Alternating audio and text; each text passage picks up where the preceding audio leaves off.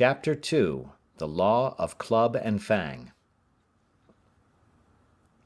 Buck's first day on the Dyea beach was like a nightmare. Every hour was filled with shock and surprise. He had been suddenly jerked from the heart of civilization and flung into the heart of things primordial. No lazy, sun-kissed life was this, with nothing to do but loaf and be bored. Here was neither peace, nor rest, nor a moment's safety.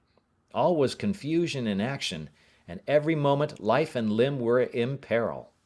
There was imperative need to be constantly alert, for these dogs and men were not town dogs and men.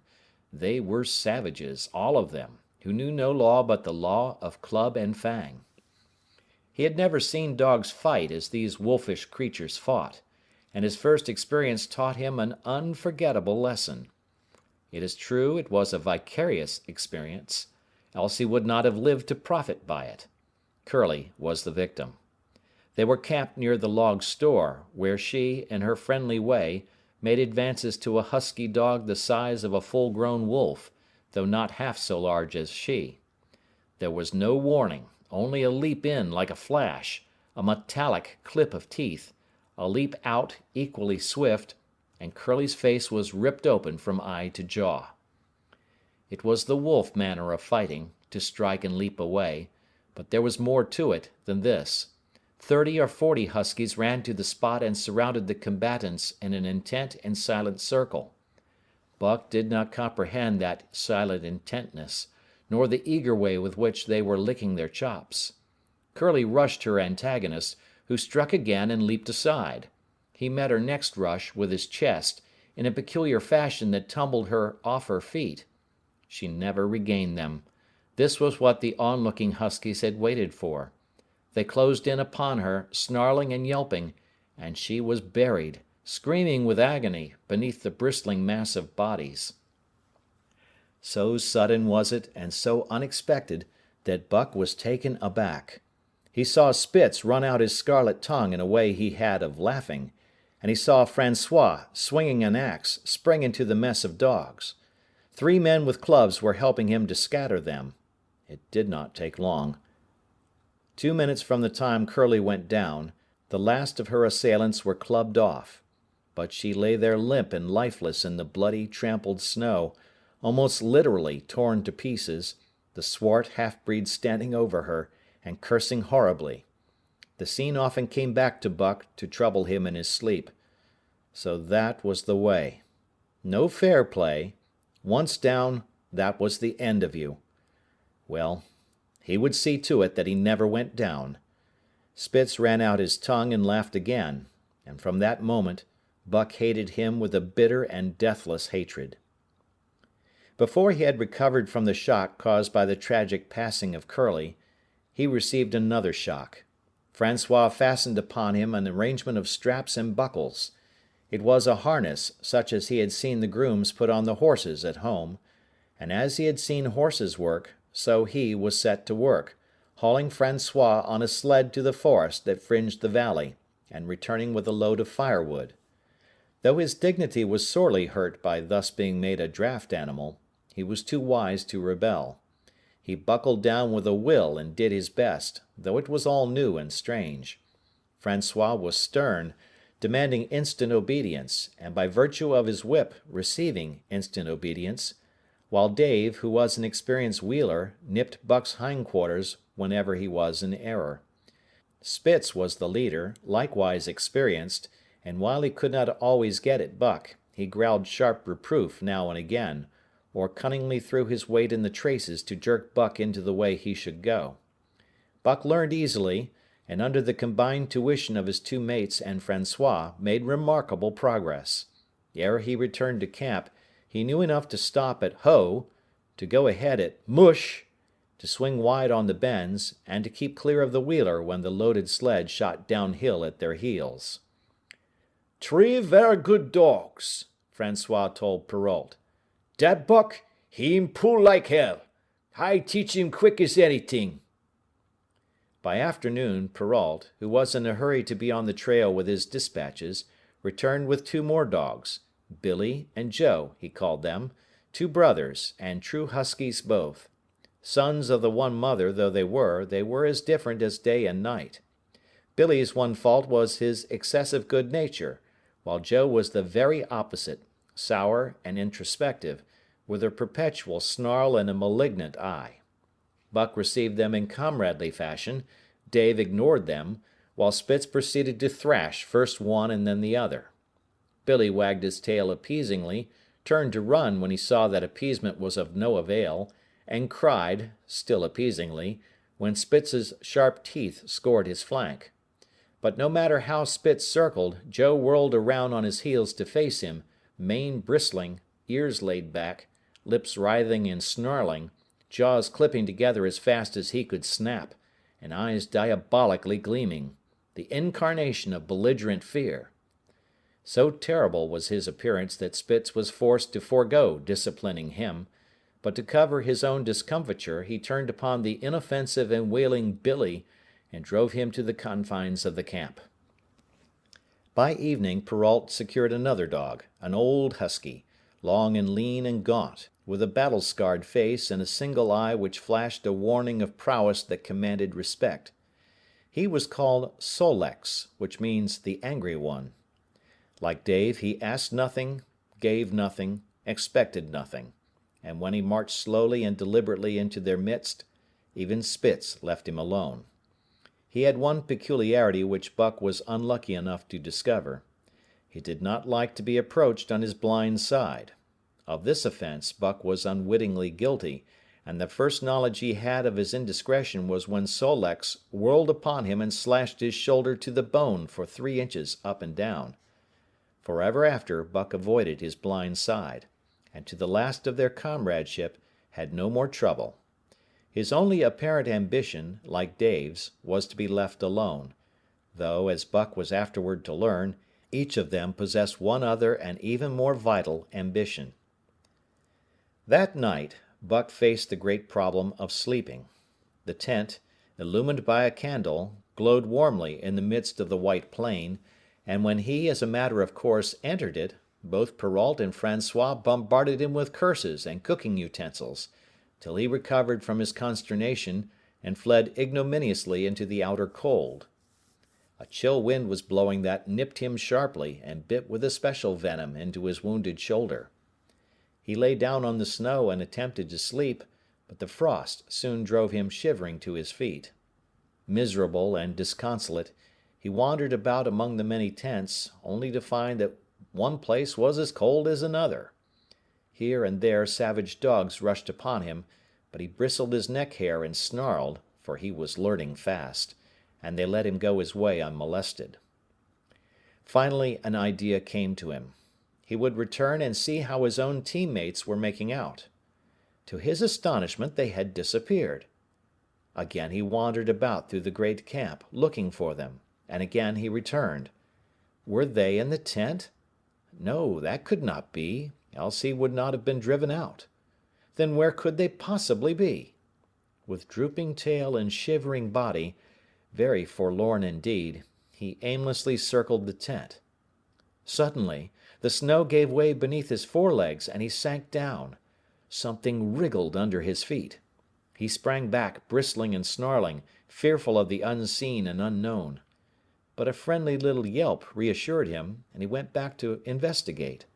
A whiff of warm air ascended to his nostrils, and there, curled up under the snow in a snug ball, lay Billy. He whined placatingly, squirmed and wriggled to show his good will and intentions, and even ventured, as a bribe for peace, to lick Buck's face with his warm wet tongue. Another lesson. So that was the way they did it, eh? Buck confidently selected a spot, and with much fuss and waste effort proceeded to dig a hole for himself. In a trice the heat from his body filled the confined space, and he was asleep. The day had been long and arduous, and he slept soundly and comfortably, though he growled and barked and wrestled with bad dreams. Nor did he open his eyes till aroused by the noises of the waking camp. At first he did not know where he was. It had snowed during the night, and he was completely buried. The snow walls pressed him on every side, and a great surge of fear swept through him, the fear of the wild thing for the trap. It was a token that he was harking back through his own life to the lives of his forebears, for he was a civilized dog, an unduly civilized dog, and of his own experience knew no trap and so could not himself fear it. The muscles of his whole body contracted spasmodically and instinctively, the hair on his neck and shoulders stood on end, and with a ferocious snarl he bounded straight up into the blinding day, the snow flying about him in a flashing cloud. Ere he landed on his feet, he saw the white camp spread out before him, and knew where he was, and remembered all that had passed from the time he went for a stroll with Manuel to the hole he had dug for himself the night before. A shout from Francois hailed his appearance. "What I say!" the dog driver cried to Perrault. "Dat Buck for sure learn quick as anything." Perrault nodded gravely. As courier for the Canadian government, bearing important dispatches, he was anxious to secure the best dogs, and he was particularly gladdened by the possession of Buck. 3 more huskies were added to the team inside an hour, making a total of 9, and before another quarter of an hour had passed, they were in harness and swinging up the trail toward the Daya Canyon. Buck was glad to be gone, and though the work was hard, he found he did not particularly despise it. He was surprised at the eagerness which animated the whole team, and which was communicated to him. But still more surprising was the change wrought in Dave and Sol-leks. They were new dogs, utterly transformed by the harness. All passiveness and unconcern had dropped from them.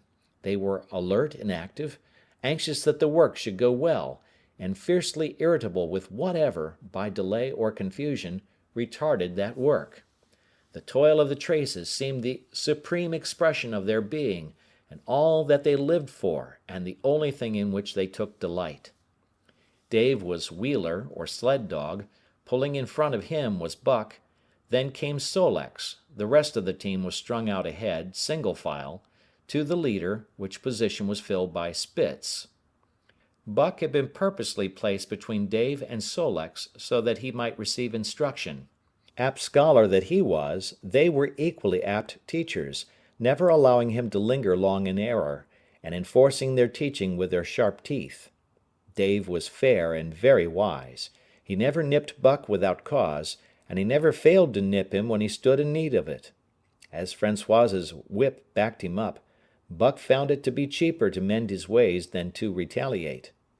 Once, during a brief halt, when he got tangled in the traces and delayed the start, both Dave and Sol-leks flew at him and administered a sound trouncing.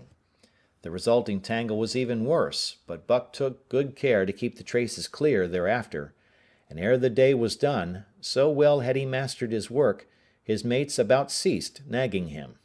Francois's whip snapped less frequently, and Perrault even honored Buck by lifting up his feet and carefully examining them. It was a hard day's run up the canyon, through Sheep Camp, past the scales and the timberline, across glaciers and snowdrifts hundreds of feet deep, and over the great Chilkoot Divide, which stands between the salt water and the fresh, and guards forbiddingly the sad and lonely north. They made good time down the chain of lakes which fills the craters of extinct volcanoes, and late that night pulled into the huge camp at the head of Lake Bennett, where thousands of gold seekers were building boats against the breakup of the ice in the spring. Buck made his hole in the snow and slept the sleep of the exhausted just, but all too early was routed out in the cold darkness and harnessed with his mates to the sled. That day they made 40 miles, the trail being packed, but the next day, and for many days to follow, they broke their own trail, worked harder, and made poorer time. As a rule, Perrault traveled ahead of the team, packing the snow with webbed shoes to make it easier for them. Francois, guiding the sled at the gee-pole, sometimes exchanged places with him, but not often. Perrault was in a hurry, and he prided himself on his knowledge of ice, which knowledge was indispensable, for the fall ice was very thin, and where there was swift water, there was no ice at all. Day after day, for days unending, Buck toiled in the traces. Always, they broke camp in the dark, and the first gray of dawn found them hitting the trail with fresh miles reeled off behind them. and always they pitched camp after dark, eating their bit of fish, and crawling to sleep into the snow. Buck was ravenous. The pound and a half of sun-dried salmon, which was his ration for each day, seemed to go nowhere. He never had enough, and suffered from perpetual hunger pangs. Yet the other dogs, because they weighed less and were born to the life, received a pound only of the fish, and managed to keep in good condition. He swiftly lost the fastidiousness which had characterized his old life. A dainty eater, he found that his mates, finishing first, robbed him of his unfinished ration. There was no defending it. While he was fighting off two or three, it was disappearing down the throats of the others. To remedy this, he ate as fast as they, and, so greatly did hunger compel him, he was not above taking what did not belong to him. He watched and learned. When he saw Pike, one of the new dogs, a clever malingerer and thief, slyly steal a slice of bacon when Perrault's back was turned, he duplicated the performance the following day, getting away with the whole chunk. A great uproar was raised, but he was unsuspected, while Dub, an awkward blunderer who was always getting caught, was punished for Buck's misdeed. This first theft marked Buck as fit to survive in the hostile Northland environment. It marked his adaptability, his capacity to adjust himself to changing conditions, the lack of which would have meant swift and terrible death. It marked further the decay or going to pieces of his moral nature, a vain thing and a handicap in their ruthless struggle for existence. It was all well enough in the Southland, under the law of love and fellowship, to respect private property and personal feelings. But in the Northland, under the law of club and fang, whoso took such things into account was a fool, and in so far as he observed them, he would fail to prosper. Not that Buck reasoned it out. He was fit, that was all, and unconsciously he accommodated himself to the new mode of life. All his days, no matter what the odds, he had never run from a fight. But the club of the man in the red sweater had beaten into him a more fundamental and primitive code. Civilized, he could have died for a moral consideration, say the defense of Judge Miller's riding whip, but the completeness of his de-civilization was now evidenced by his ability to flee from the defense of a moral consideration, and so save his hide. He did not steal for joy of it, but because of the clamor of his stomach. He did not rob openly, but stole secretly and cunningly, out of respect for club and fang. In short, the things he did were done because it was easier to do them than not to do them. His development, or retrogression, was rapid. His muscles became hard as iron, and he grew callous to all ordinary pain. He achieved an internal as well as external economy. He could eat anything, no matter how loathsome or indigestible, and, once eaten, the juices of his stomach extracted the least particle of nutriment, and his blood carried it to the farthest reaches of his body, building it into the toughest and stoutest of tissues. Sight and scent became remarkably keen, while his hearing developed such acuteness that in his sleep he heard the faintest sound and knew whether it heralded peace or peril.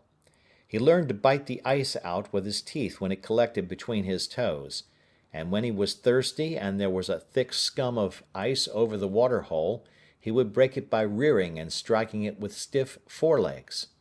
His most conspicuous trait was an ability to scent the wind and forecast it a night in advance. No matter how breathless the air when he dug his nest by tree or bank, the wind that later blew inevitably found him to leeward, sheltered and snug. And not only did he learn by experience, but instincts long dead became alive again. The domesticated generations fell from him. In vague ways he remembered back to the youth of the breed, to the time the wild dogs ranged in packs through the primeval forest, and killed their meat as they ran it down. It was no task for him to learn to fight with cut and slash and the quick wolf snap. In this manner had fought forgotten ancestors. They quickened the old life within him, and the old tricks which they had stamped into the heredity of the breed were his tricks.